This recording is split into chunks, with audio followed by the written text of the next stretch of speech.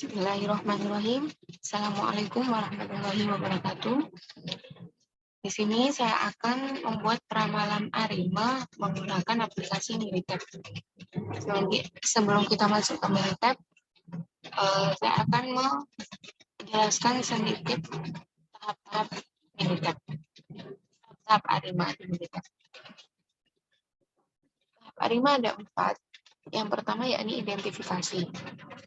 Di sini yang diidentifikasi adalah kestasioneran data. Kestasioneran data itu ada 2. Yang pertama ada stasioner dalam varian. Yang pertama ada kestasioner dalam varian dan kestasioneran dalam min.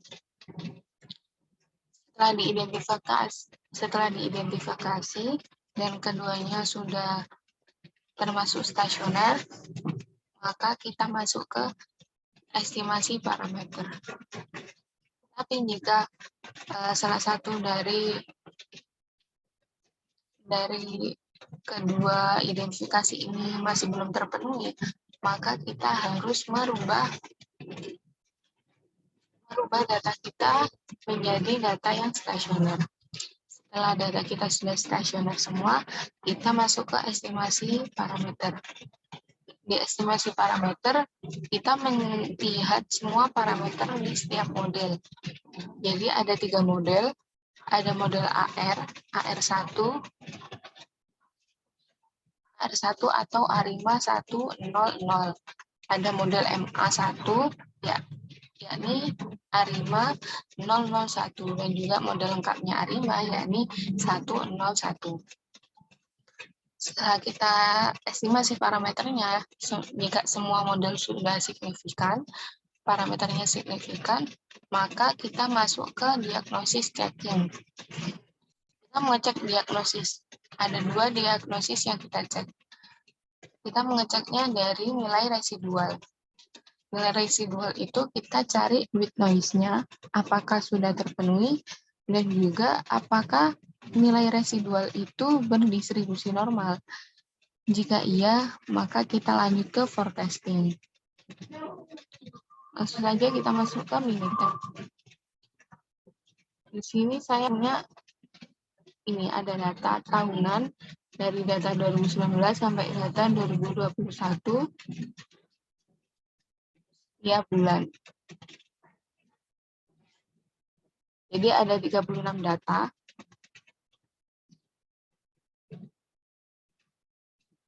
Ada 36 data dari data jumlah pengunjung.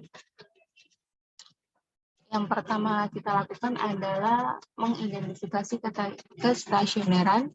Kita lakukan yang pertama dalam varian. Kita klik start.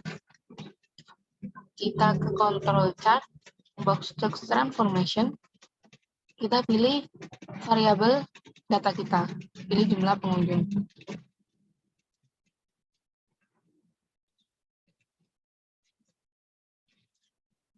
Subgrupnya kita pilih 1. Kita klik OK. Di sini terlihat bahwa data kita sudah stasioner dalam varian. Dikarenakan upper dari data kita sudah lebih dari 1, dan rounded value-nya sudah berada di antara min 2 sampai 2. Karena interval rounded value atau lambda itu dari min 2 sampai dengan 2. Karena data kita sudah sudah stasioner dalam varian, kita lanjut ke stasioneran dalam min. Kita bisa melihatnya dari plot ACF. Kita pergi ke start, time series, kita ke auto correlation. Di sini kita pilih variabel data kita, jumlah pengunjung. Saya menggunakan default number of like-nya saya pakai yang default. Kita bisa custom sendiri, mau berapa like-nya, tapi saya mau pakai yang default. Kita klik OK. Di sini keluar plot ACF-nya. Plot ACF ini dikatakan cut off karena like pertama, ini ya, warna biru ini merupakan leg. Leg pertama itu keluar dari garis batas. Ini ada garis berwarna merah. Model dari ACF itu ada 3. Yang pertama cut off. Cut off itu leg pertama keluar dari garis. Yang kedua itu ada disk down. Disk down itu sampai leg ketiga itu masih keluar garis. Untuk yang nose peak ini semua leg tidak ada yang keluar garis. Karena ACF kita sudah cut off, berarti data kita sudah stasioner dalam MIM. Setelah itu, kita lakukan estimasi parameter. Yang kita estimasi ada 3 model. Yang pertama model AR. Karena estimasi parameter dan diagnosis tracking itu kita dua-duanya menggunakan setiap model, maka saya akan gabung untuk pencariannya. Kita ke start, time series, ARIMA, kita pilih yang variabel data kita, ini AR-nya, ini autoregresif, AR-nya kita pilih 1, difference, karena kita tidak mendifference data kita. Difference itu untuk apabila data kita tidak stasioner dalam MIM. Maka dilakukan difference. Karena data kita sudah stasioner dalam MIM, kita tidak melakukan difference. Lalu untuk moving average-nya kita tulis 0 dulu karena kita mau mencari yang model AR. Storage-nya kita centang yang residual, karena residual kita gunakan. Untuk forecast-nya jangan diisi dulu, karena forecast kita masih belum tahu kita akan forecast menggunakan model apa. Setelah itu kita klik OK. Nah, di sini keluar residual dari model AR. Di sini terlihat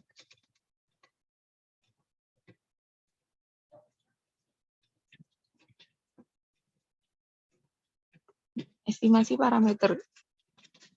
Untuk yang tipe AR, p-value-nya itu kurang dari alfa. Alfa yang kita gunakan adalah 0,05. Karena kurang dari, maka bisa dikatakan parameter kita itu signifikan. Lalu di sini terdapat MS atau nilai errornya. Nilai error dari model AR adalah 158, 185. Di sini nanti nilai error digunakan untuk mencari model terbaiknya. Setelah itu kita lihat ke tabel Jumbo. Jumbo ini kita gunakan untuk melihat bit noise-nya, apakah sudah terpenuhi. Bit noise terpenuhi jika p-value-nya itu lebih besar dari 0,05. Karena p-value-nya sudah lebih besar dari 0,05, maka bit noise-nya terpenuhi.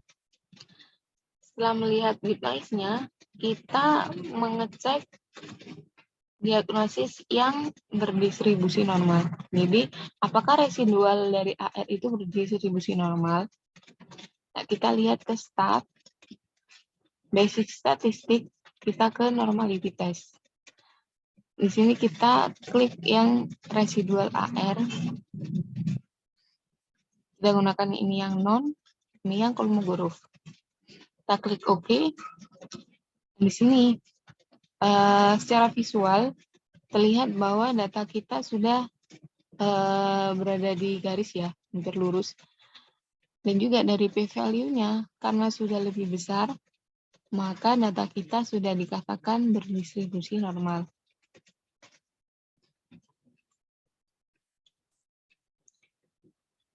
Karena data berdistribusi normal, di estimasi parameter signifikan, dan juga di diagnosis checking semua terpenuhi, maka kita lanjut ke model MA. Kita pergi ke start lagi, ke time series, ke ARIMA, pilih data kita awal ya, jumlah pengunjung. Di sini autoregresifnya kita tulis 0 karena kita mau mencari yang nilai MA. Yang average-nya 1. Kita klik OK. Ini residual dari MA sudah keluar.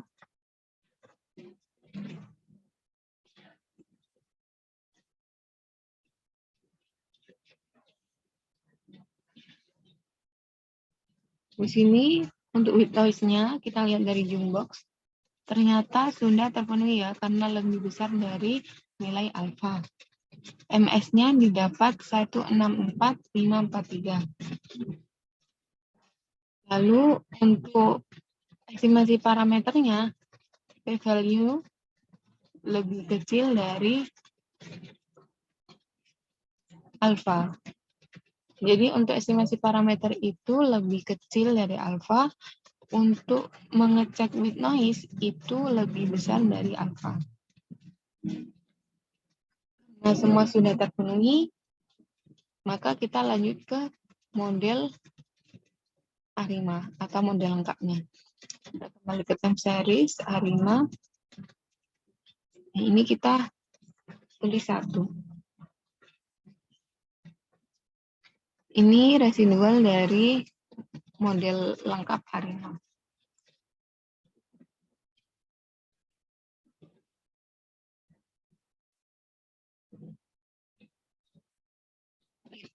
Oh ya ini Jumbox-nya.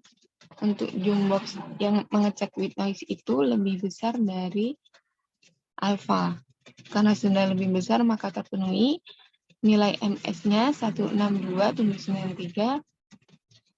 Lalu untuk melihat estimasi parameter, ternyata dari model ini nilai p-value-nya lebih besar dari alfa. Maka parameternya dikatakan tidak signifikan. Jadi untuk model ARIMA lengkapnya kita tidak bisa gunakan. Karena kita tidak bisa menggunakan model ARIMA lengkap ini, kita tidak usah mengecek apakah residualnya berdistribusi normal, karena tidak akan kita gunakan.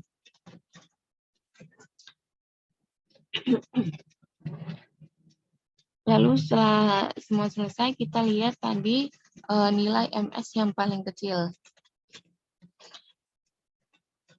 Karena ARMA tidak kita gunakan, kita lihat milik MA. Milik MA 164.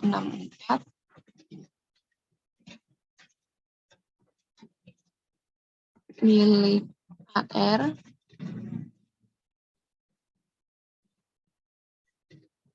milik AR 158. Dan yang paling kecil ini ya 158. Jadi model yang kita gunakan adalah model AR atau model ARIMA 100.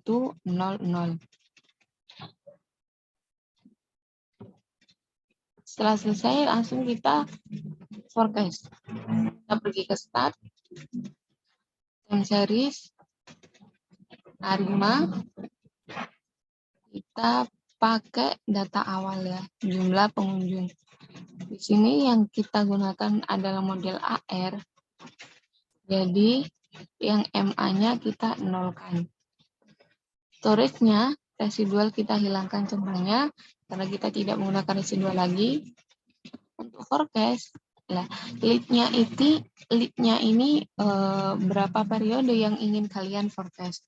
Saya akan meng-forecast 12 periode atau 12 bulan. Ada 1 tahun yang akan saya forecast. Lalu forecast-nya akan ditaruh di variabel mana? Saya akan meletakkan di C7. Oke. Nah, ini nilai dari forecast kita, atau bisa dilihat di sini. Mungkin ada nilai lower upper-nya, ada periode, kita mulai dari periode ke-37 ya, karena data saya ada 36.